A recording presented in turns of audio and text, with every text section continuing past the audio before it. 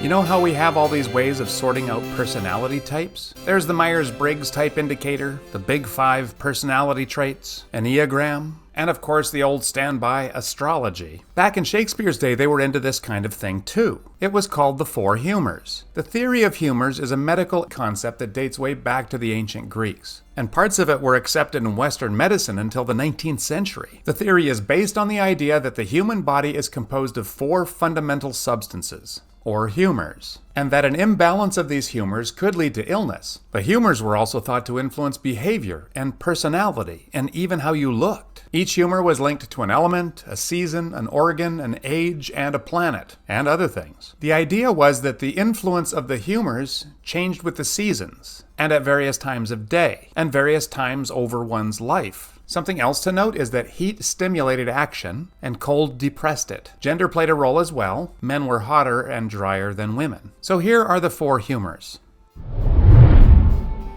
Yellow bile, or the choleric humor. This humor is associated with fire and the summer season. It was thought to be hot and dry. A person with a choleric personality is ambitious, energetic, passionate, and quick-tempered. Too much yellow bile was believed to lead to aggression, irritability, and impulsive behavior. When it comes to appearance, if this humor is in balance, the character will be slim or wiry, and probably have red hair. If out of balance, they will appear skinny, and they'll be red in the face because they're always angry.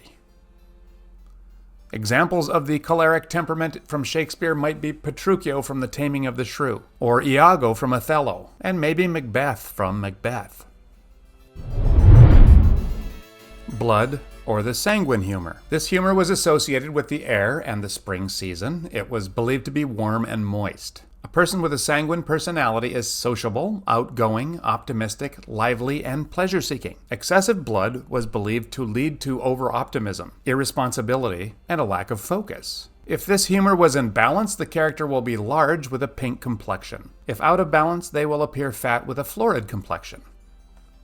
Shakespeare characters that might align more or less with this personality type might be Sir Toby Belch from Twelfth Night, Benedick from Much Ado About Nothing, and perhaps Mercutio from Romeo and Juliet. But Falstaff from the Henry plays is the poster child for this sanguine personality. As with all these examples, take them with a grain of salt. Shakespeare's characters are almost always too complex to ram them into a specific character type. But something to note, characters can nicely be a blend of two.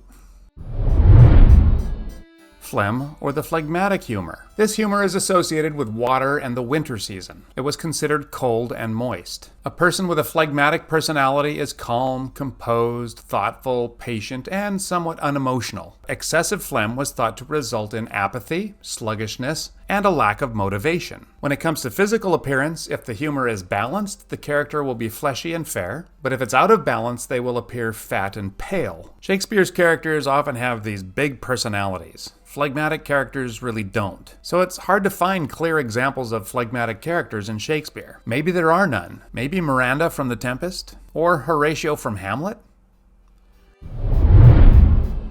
Black bile, or the melancholic humor. This humor is associated with the earth and the autumn season. It was considered cold and dry. When imbalanced, the character would be thoughtful, analytical, introspective, and prone to sadness. An imbalance of black bile was thought to lead to melancholy or a gloomy temperament. An excess of black bile was associated with despondency, excessive worry, and a very pessimistic outlook. When it comes to appearance, if this humor is in balance, the character will be slim and fair, not very muscular, and if out of balance, they will appear thin and pale. Examples from Shakespeare, perhaps Edgar from King Lear fits, but Hamlet is the one that really jumps to mind. Let's look very briefly at a few ways in which the humors operate in a Shakespeare play. Let's look at Hamlet. Hamlet is melancholic, obviously. He's introspective and narcissistic, and obviously he's really despondent all the time. Laertes is choleric. We see how angry he is when he returns to Denmark after his father's death, and Claudius doesn't have too much trouble convincing him to be the instrument of Hamlet's death. Laertes suggests that his sister Ophelia is phlegmatic. He says that she has had too much water, because she died by drowning.